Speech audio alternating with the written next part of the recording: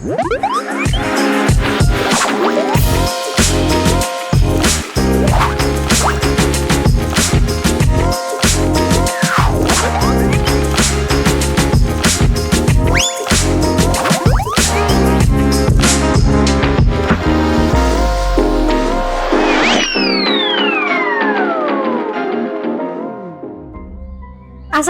warahmatullahi wabarakatuh. Salam sejahtera bagi kita semua.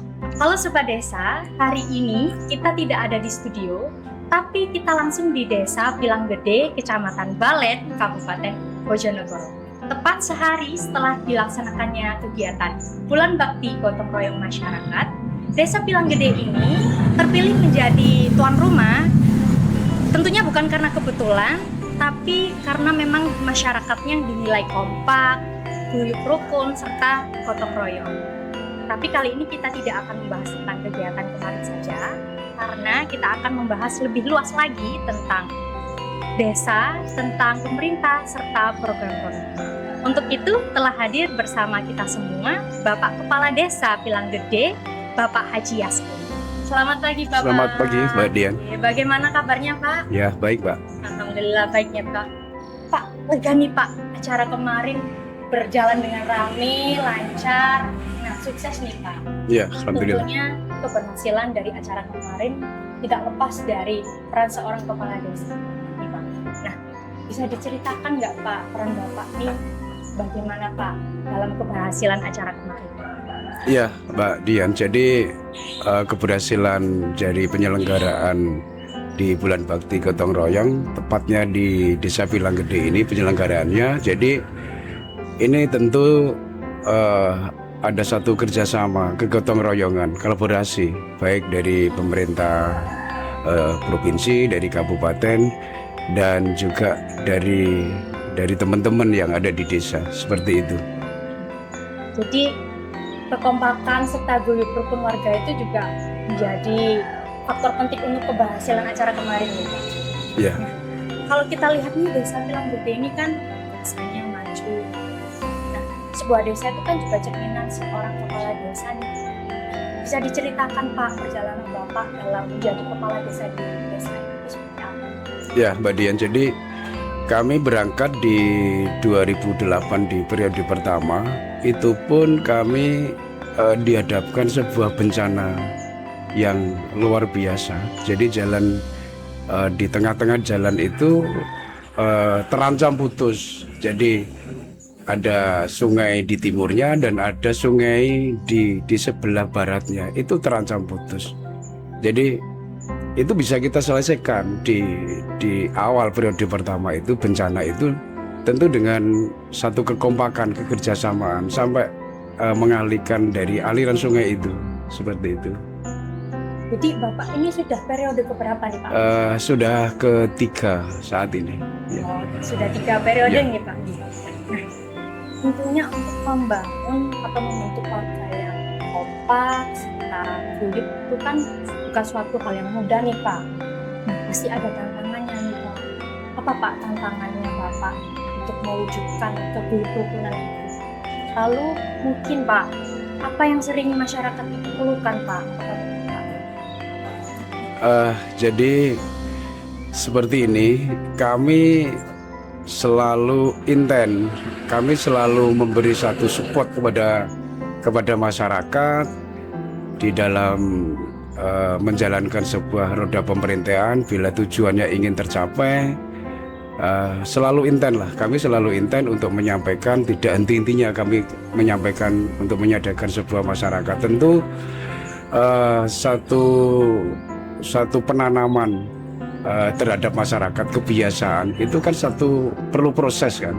Jadi proses itu kalau pengen perubahan harus dilalui, proses harus dilalui sehingga ada satu perubahan sampai ke titik ini. Kami bukan hanya kerjasama itu kita lakukan hanya di Desa Pilanggede, tapi kami kolaborasi kerjasama dengan 8 desa yang ada di Bantaran untuk menjawab bagaimana untuk mengendalikan banjir. Ini kami di 2017 itu membuat satu kesepakatan sinkronisasi dengan desa lain. Jadi hadir kepala desa, hadir ketua BPD, hadir kelompok tani, hadir sekdes, itu membuat satu kesepakatan bagaimana menangani banjir. Nah, sehingga kerjasama itu muncul dan bisa menjawab bagaimana harmoni dengan banjir dan bagaimana bisa mengendalikan banjir. Jadi sebenarnya ada tantangan nih Pak, karena kita harus berkolaborasi dengan desa-desa yang lain ya Pak ya. 8 desa ya Pak ya tadi ya disampaikan. Tapi tentunya tantangan itu bukan hal yang berarti. Di dalam melakukan sebuah proses pasti ada tantangan. Tetapi kita tidak henti-henti untuk selalu substansibilitas, selalu berkelanjutan dan tidak pantang menyerah. Jadi tidak harus, kita nggak boleh menyerah untuk mencapai satu tujuan sampai satu titik tujuan. Sehingga seterusnya ekonomi yang tumbuh dengan hasil kerjasama, kami selalu intent bagaimana tanam serentak yang ada di bantaran ini. Jadi 8 desa ini kan bantaran di tepi Bengawan Solo. Bagaimana tanam serentak, kebersamaan ini. Sehingga bersama itu kan, kalau ibaratnya di agama itu bersama itu ya jamaah itu. Jadi jamaah itu ya 27 derajat itu. Jadi kolaborasi ya Pak ya, supaya semuanya harmonis gitu ya. Nah Pak, kita kan tahu nih Pak ya, saat ini tuh kan kondisi ekonomi kita sedang tidak baik-baik saja nih Pak.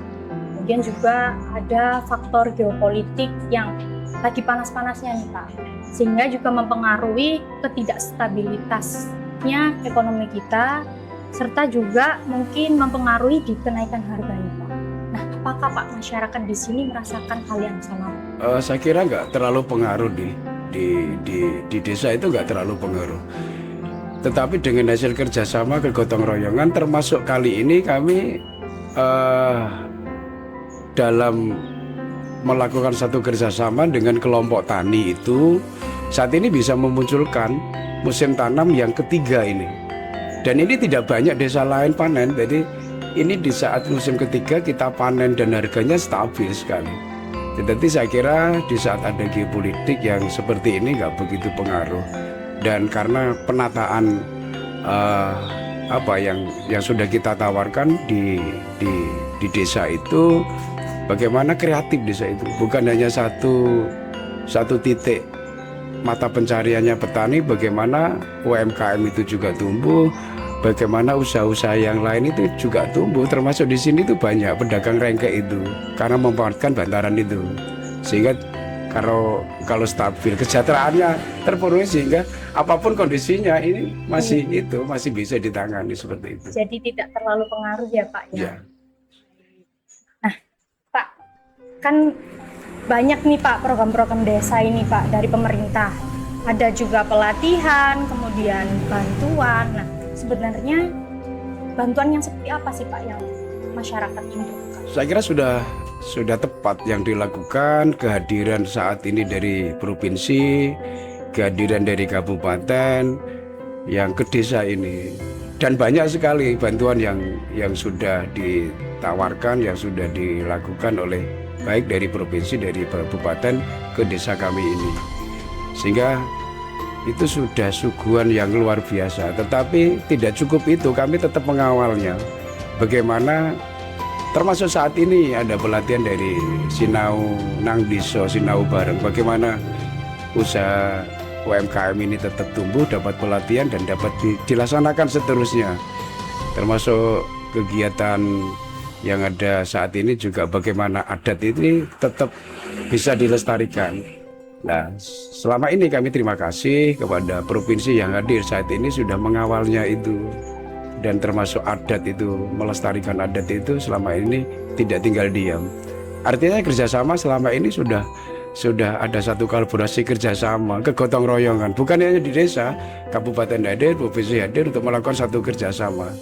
Jadi kalau kerjasama itu ya bersatu. Kalau bersatu ini satu keteguhan, apa yang ingin dicapai pasti kalau teguh, kalau pemikiran yang sama, itu menjadi satu kekuatan yang luar biasa. Apa yang diharapkan pasti akan bisa dicapai.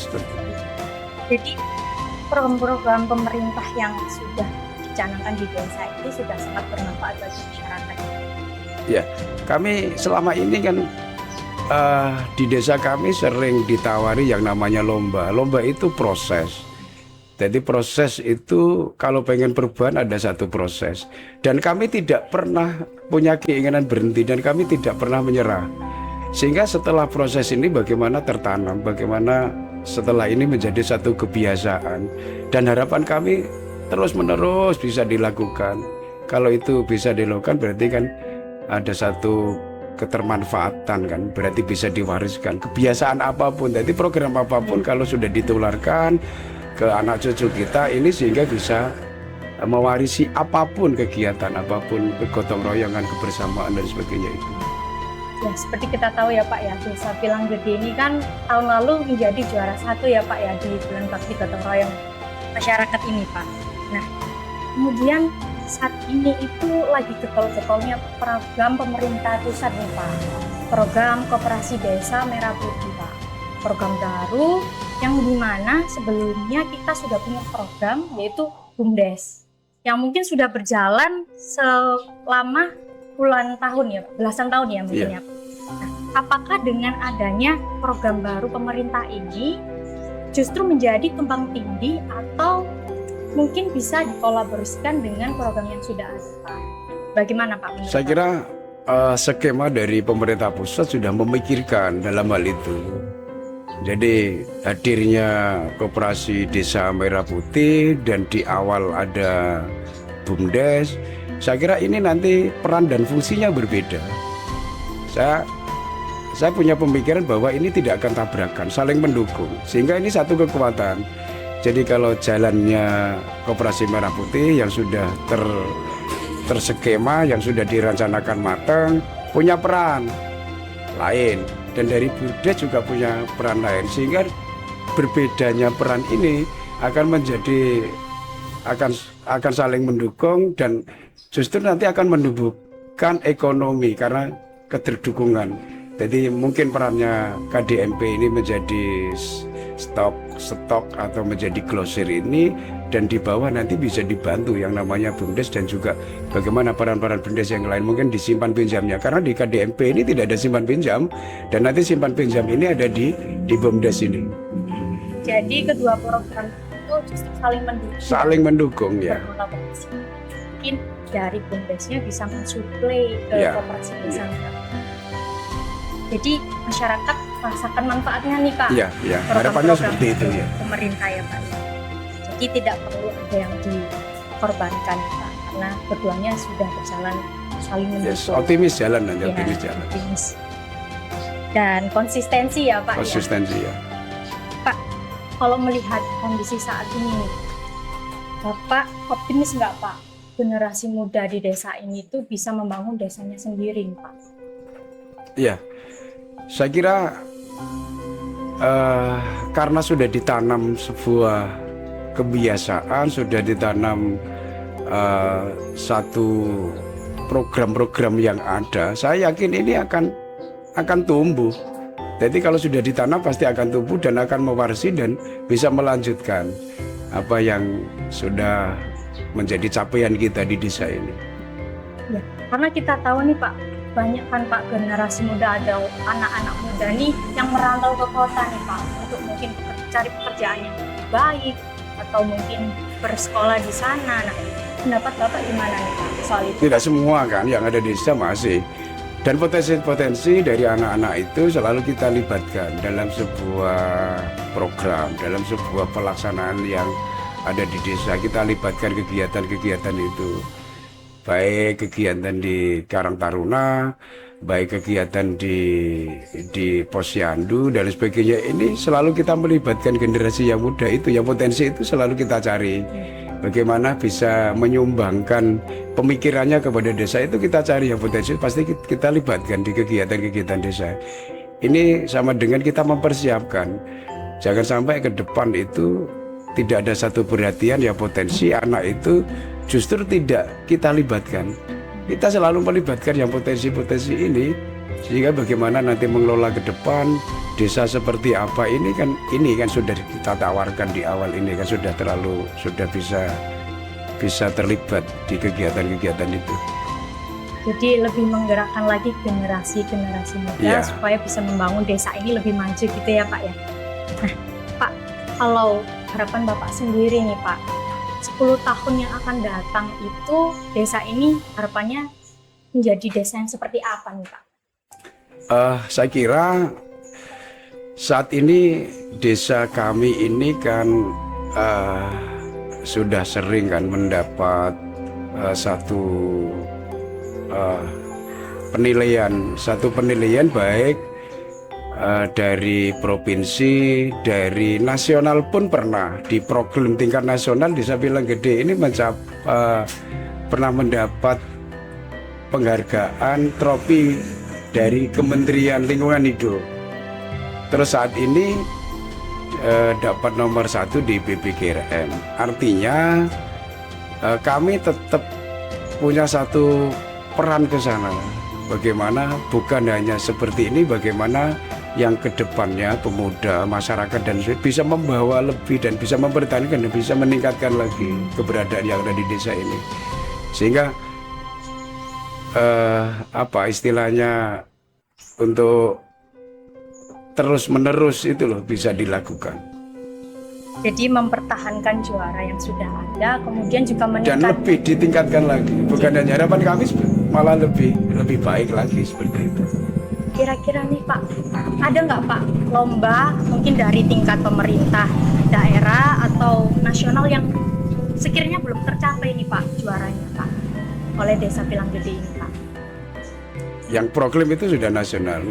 Lah harapannya nanti di lomba-lomba yang lain juga akan bisa diraih kan. Bisa. Tapi tentu ini bukan satu capaian saja dapat nominasi, enggak. Kami selalu berharap, kami sudah sampaikan, bukan hanya berhenti karena kegiatan itu di lomba, tapi satu penanaman kebiasaan terhadap masyarakat ini yang penting menjadi satu kebiasaan.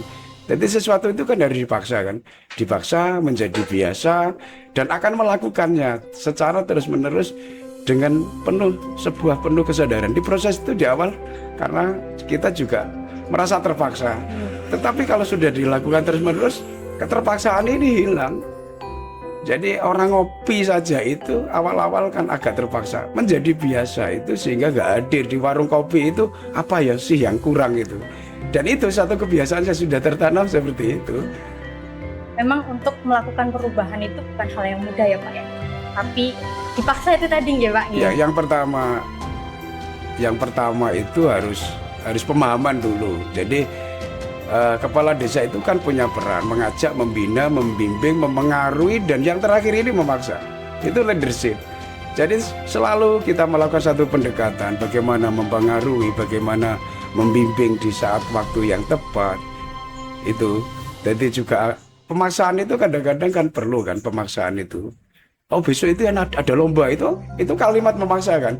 Bilang seperti ini bisa ada lomba itu agak memaksa. Tetapi kalau sudah biasa maka sampai ke titik bagaimana tumbuh sebuah kesadaran yang sadarnya ini sesadar-sadarnya. Dia melakukannya ini tidak ada beban. Kalau dilakukan terus-menerus pasti akan mencapai satu kesadaran. Jadi masih banyak ya Pak di desa ini generasi muda yang sadar akan desa ini, terus ingin memajukan desa ini itu masih banyak ya Pak Ismail? Saya kira di Pilang Gede ini sudah biasa sih, tradisi, budaya, kerja bakti itu biasa. Dan ini sudah dilakukan Jumat Bersih itu. Jadi bukan hanya kerja bakti, bagaimana tumbuh satu kebiasaan, satu istilahnya dia akan sesadarnya membantu kegiatan-kegiatan apapun baik masyarakat dan keagamaan. Kalau kerja bakti ini biasanya kan kita tahu cuman bapak-bapak aja nih Pak ya. Tapi di sini generasi muda juga ikut partisipasi lengkap, Pak. Ibu-ibu, generasi muda itu dengan mudahnya kalau kita sudah ada Jumat Bersih itu pasti dengan sadar melakukan itu. Jadi optimis banget nih Pak ya, Ya. Desa ini bisa dibangun oleh generasi mudanya supaya lebih maju lagi dan ditingkatkan prestasinya Pak ya. Baik Pak, kalau Bapak diberi kesempatan nih Pak untuk bisa berbicara langsung kepada pemerintah pusat atau pemerintah daerah. Apa sih Pak yang Bapak ingin sampaikan sebagai perwakilan warga, sebagai seorang kepala desa Pak? Apa yang mereka butuhkan gitu Pak? Saya kira sudah pas yang dilakukan dari pemerintah kabupaten, pemerintah provinsi, setiap kali hadir di pemerintah dari pemerintah kabupaten dan provinsi selama ini sudah hadir. Jadi apa yang diinginkan dari warga masyarakat itu sudah tercover seperti itu. Jadi kerjasama ini kami harap selalu terus menerus, selalu berkelanjutan, baik kerjasama di tingkat kabupaten, provinsi. Saya kira sudah cukup hadir, sudah melakukan apa yang menjadi tugas sehingga muncul satu kerjasama gotong royongan ini. Jadi masyarakat sudah cukup ya Pak ya dengan program-program yang ada, tinggal dipertahankan saja, kemudian konsistensi dalam menjalankannya supaya lebih baik. Gitu nih Pak. Ya. Lalu untuk problem-problem yang mungkin belum tersolusikan nih ada nggak Pak? Mungkin bisa disampaikan juga di desa ini. Saya kira kalau di desa kami nggak begitu signifikan sih. Jadi setiap masalah kami selalu melakukan satu musyawarah. Sehingga kalau satu musyawarah kami koordinasi dengan pemerintah yang lebih tinggi. Dan alhamdulillah selama ini sudah terjawab. Apa yang menjadi problema yang ada ini sudah terjawab. Kehadiran dari pemerintah kabupaten, kehadiran dari pemerintah provinsi selama ini sudah hadir di tengah-tengah kami untuk menyelesaikan sebuah itu, dan saya kira permasalahan sudah bisa dijawab, problema yang ada sudah bisa terjawab. Karena komunikasi dengan pemerintah kabupaten, kemudian pemerintah provinsi juga terus terjaga, makanya semua masalah juga teratasi gitu ya Pak. Baik. Nah, kami harap Desa Pilanggede ini nantinya bisa makin maju lagi Pak, dengan generasi yang lebih baik lagi dan bisa menambah juara-juara di lomba-lomba tingkat provinsi maupun nasional. Bapak, terima kasih atas waktunya hari ini Pak. Semoga yang Bapak sampaikan bisa bermanfaat bagi kita semua, khususnya warga Desa Pilanggede. Bapak, saya izin tutup podcastnya ya Pak. Sobat Desa, kali ini kita tidak hanya membahas tentang kegiatan Bulan Bakti Gotong Royong Masyarakat saja, tapi kita juga membahas tentang kehidupan nyata yang benar-benar terjadi di desa, khususnya Desa Pilanggede ini. Kita jadi lebih tahu nih Desa Pilanggede itu seperti apa. Kemudian kebutuhan masyarakatnya juga apa saja. Karena jika kita mau memahami sebuah negara Indonesia tentunya, kita mulai dari pemahaman desanya terlebih dahulu. Terima kasih telah membersamai kami bersama di podcast Ngobras ini. Saya Dian, pamit undur diri, sampai jumpa di podcast kami. Salam dari desa.